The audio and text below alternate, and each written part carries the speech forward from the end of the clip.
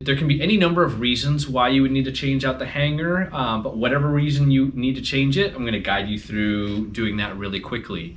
The first thing I want to do is I want to shift the bike into its highest gear, which would be the highest number here, but coincidentally it'll be the smallest cog in the cassette. So I'm going to switch it just like that. And then the next thing I want to do is I want to release the brakes. No tools needed there. So now the brakes are disengaged. Next, I'm going to grab a wrench.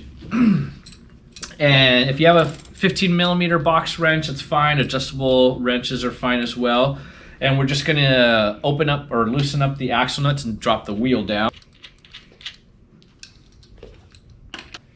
All right, so now that I've got the axle nuts loose, and you'll notice I'm holding the wheel, and the bike is on the stand, and that's because if I were to release my hand, you know, the wheel can drop, right? So we want to be careful.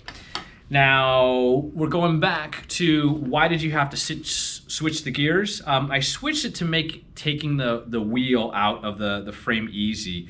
So if you push back on the derailleur or you pull back on the derailleur, whatever you want to do, you just rotate it so the chain is out of the way now, and then you just drop the wheel like that, and it should come right out. Go ahead and set that wheel aside for now. We don't need it. 5 millimeter Allen, and that goes inside here, okay, of your derailleur, just like that. And you'll notice we're not doing anything with the cables. We are simply just removing the derailleur. We're not messing with the chain. We're not messing with the cable. We're not messing with the pinch bolt. We are just simply removing the derailleur from the bike.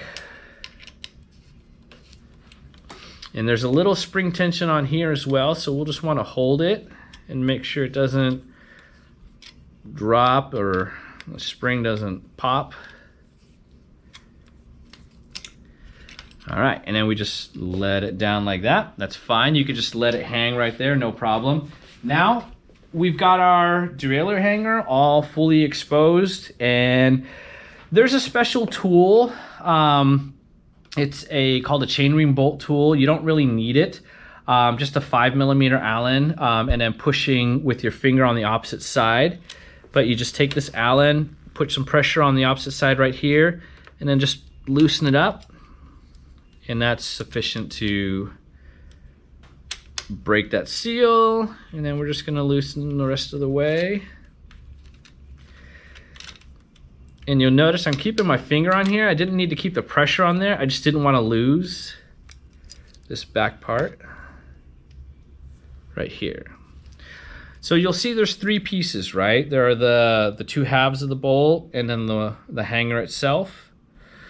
So we're gonna put our new hanger on here. And it's pretty hard to mess it up and, you know, oh, I put it in crooked or I put it in backwards. It almost fits like a puzzle piece. So these pieces nest inside here, so you'll know there's only really one way to put it. Just in case you forgot or weren't paying attention, the receiving side of the bolt goes on the inside. So I'm just gonna slide it inside like this. And the male part of the bolt goes on the outside, just like this. And like I said, you always want to start by hand. So I'm just gonna turn this with my finger until the thread's engaged. Just make sure we're not cross-threading anything or doing any damage. And then once you feel confident that you've got enough threads in there, just finish it off with the tool. Tighten it up. And then we're gonna fix it or lock it in place, just like that. About 6 to 10 pounds of pressure is sufficient. You don't wanna over tighten it. You don't wanna strip anything out. And then once we have the hanger replaced, this is just everything we did. We're just gonna do it backwards in reverse, okay? So we're gonna bring this back up.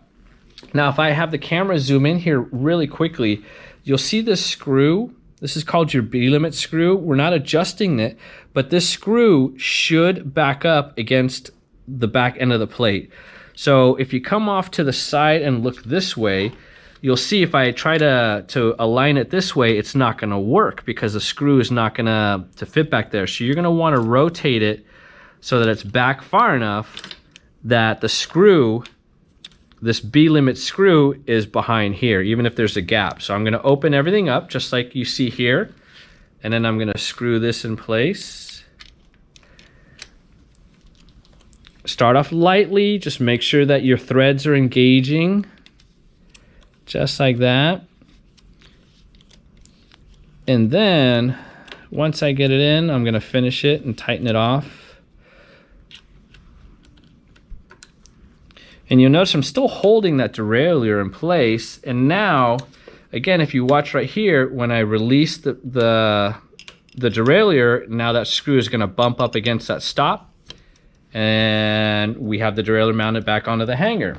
All right, and so now, again, the reason why we put that bike into the highest gear, the smallest cog, is because now when we're putting everything in, we know what gear the bike is in. So we're gonna wanna make sure that that chain lines up with the gear that we put it in, just like that. And we're gonna give it a little tug again, just give some room for those cogs to get past the chain, and then just lift everything up.